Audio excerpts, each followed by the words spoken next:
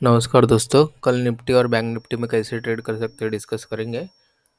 और डिस्कस करने से पहले मैं आपको आज के दिन का बता देता हूँ। आज मैंने मेरे टेलीग्राम चैनल में लेवल बताया था 47,500 से लेके 48,000 के रेंज में बैंक निफ्टी रह सकता है, और 22,000 से लेके 22,300 के रेंज में निफ्टी रह सकता है। आज अगर आप देखेंगे तो दिन भर बैंक निफ्टी जो रही वो उसी रेंज में रहा जो मैंने बताया था डे में। और मैंने आज का इंट्राडे का अगर ट्रेड बताना रहेगा तो मैंने जब बैंक निफ्टी इस लेवल पे आया था 950 955 के टाइम में, तब मैं यहाँ पे 47,400 का पुट जो है वो वीकली का मैंने सेल किया था। आप प्राइस भी देख सकते हो, 198 रुपीज़ के आसपास मैंने सेल किया था। और मैंने दिन भर बैठा रहा, तो मुझे दिन भर में बैठा रहा तो मुझे अभी वो जो पुट का जो ऑप्शन का प्रीमियम है वो 72 रुपीज़ हो गया है। और मेरा जो यहाँ पे जो मैंने ट्रेड लिया था तो मेरा एसएल था 40 से 50 रुपये का था।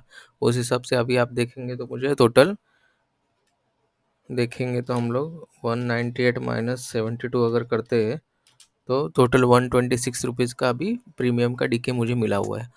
तो इस हिसाब से हम लोग नॉर्मली ट्रेड करते हैं, रिस्क रिवॉर्ड फेवर में रख के ट्रेड किया जाता है। अगर समझ लीजिए कि यहाँ पे गैप अप ओपन होता था और मैं यहाँ पे अगर मैं वापस पुट सेल करता था तो मेरा इतना बड़ा एसएल हो जाता था। तो यहाँ पे इतना बड़ा एसएल लेके या ट्रेड करके कोई मतलब नहीं है। इसीलिए अपने लेवल के हिसाब से ट्रेड किया जाता है, और कम से कम ट्रेड करने का कोशिश करना चाहिए, तभी जाके अपने को लॉन्ग टर्म में फ़ायदा होता है। तो ये आज का हो गया। तो अगर कल के लिए अगर देखते हैं बैंक निफ्टी कहाँ पे जा सकता है, तो यहाँ पे देखेंगे हम लोग तो 48,000 एक मेजर रेजिस्टेंस है।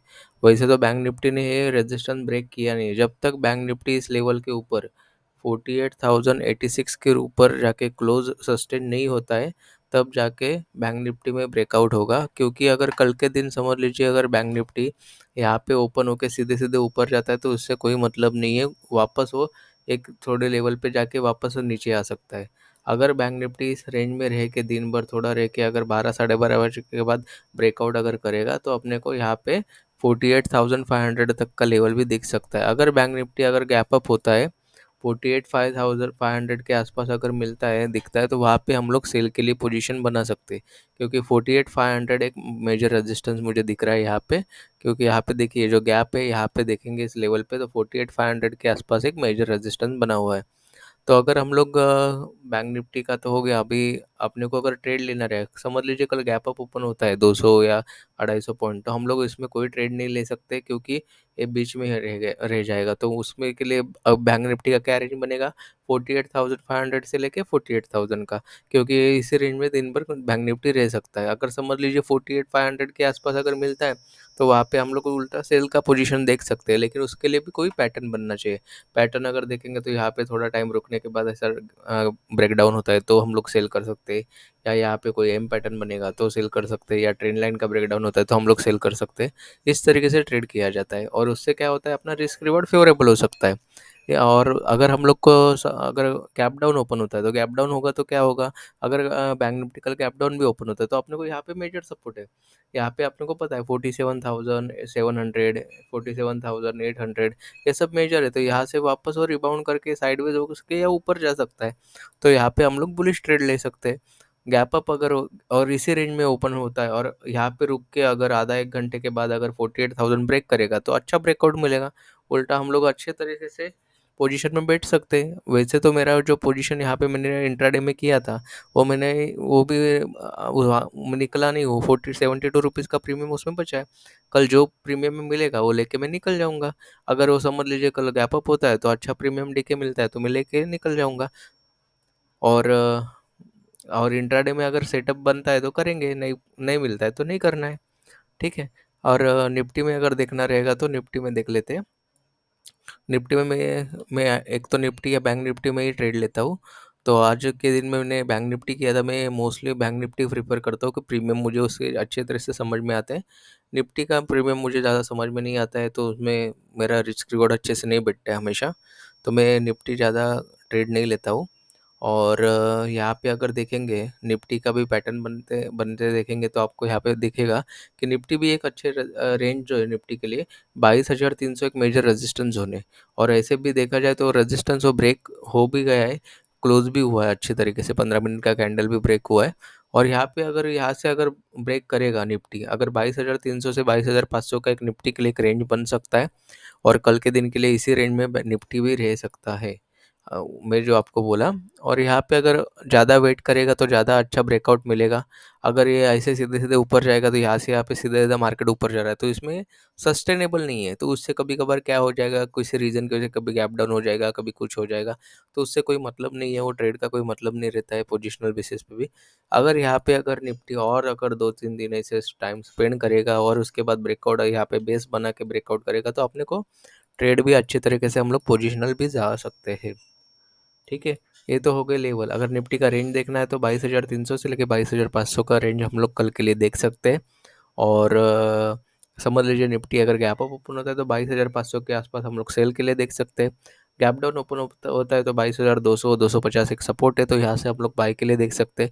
इसी रेंज में ओपन हुआ तो 22,200 22,300 से लेके 22,500 के रेंज में निफ्टी रह सकते हैं, साइडवेज बन सकता है। और यहाँ पे अगर 22,500 अगर ब्रेकआउट करके टिकता है तो निफ्टी अच्छे तरीके से ऊपर भी जा सकता है।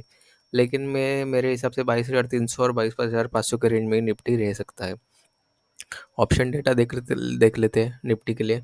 निफ्टी के लिए अगर हम लोग ऑप्शन डेटा देखते हैं कल के लिए, और मैं जो अभी जितना सब चीज़ें बताता हूँ वो सिर्फ इंट्राडे के हिसाब से रहता है।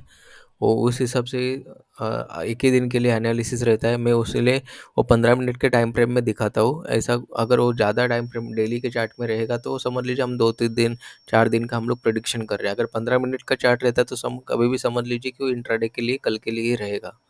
उसमें कुछ ये नहीं है, वो सडन मोमेंट में भी चेंजेस हो सकता है। और जो मैं चीज़ें आपको बताता हूँ सिर्फ वो एजुकेशनल पर्पज़ है, बाकी इसमें कोई मोटिव है नहीं है। आप सिर्फ सीखने के लिए वीडियो देखिए, बाकी इससे कोई आपको मैं ट्रेड के लिए कोई रिकमेंडेशन नहीं दे रहा हूँ। और यहाँ पे अगर देखते हैं हम लोग निफ्टी के लिए ओआई डेटा, तो यहाँ पे आप देखेंगे कि यहाँ पे जो पुट राइटर है वो ज़्यादा एग्रेसिव है, और कॉल राइटिंग इस हिसाब से कम हो रही है। तो अगर रेंज भी देखेंगे तो हम लोग 22,500 एक मेजर रेजिस्टेंस समझ सकते हैं। सपोर्ट देखना है तो 22,300 है। तो यहाँ पे अभी निफ्टी में हर लेवल पे सपोर्ट है। रेजिस्टेंस देखना चाहिए तो अपने को 22,300 से लेके 22,500 के बीच में निफ्टी कल के लिए रह सकता है। और जो रेंज मैंने बोला टेक्निकल भी और ऑप्शन के डेटा में भी वही बना हुआ है। तो हम लोग इसे सोच के चलेंगे कल के लिए 22,300 से लेके 22,500 का रेंज रह सकता है। अगर बैंक निफ्टी अगर देखना है अपने को, तो बैंक निफ्टी अगर हम लोग देखते हैं तो बैंक निफ्टी के लिए यहाँ पे डेटा जो बना हुआ है तो थोड़ा साइडवेज ही है। 48,000 में एक मेजर रेजिस्टेंस बना हुआ है। अगर कल 48,000 ब्रेक करके अगर वेट करता है और ब्रेकआउट होता है तो अच्छे से बैंक निफ्टी में शॉर्ट कवरिंग हो सकती है। और अगर शॉर्ट कवरिंग अगर होती है तो 48,000 से अगर बैंक निफ्टी आगे निकलता है तो 48,200 300 के आसपास जा सकता है। और यहाँ से 48,000 का मेजर बेस बन सकता है। अगर ये 48,000 अगर ब्रेक नहीं होता है तो वापस वो बैंक निफ्टी के लिए रेंज रहेगा 47,500 से लेके 48,000 के रेंज में ही बैंक निफ्टी रह सकता है। तो आज के लिए इतने ही। धन्यवाद।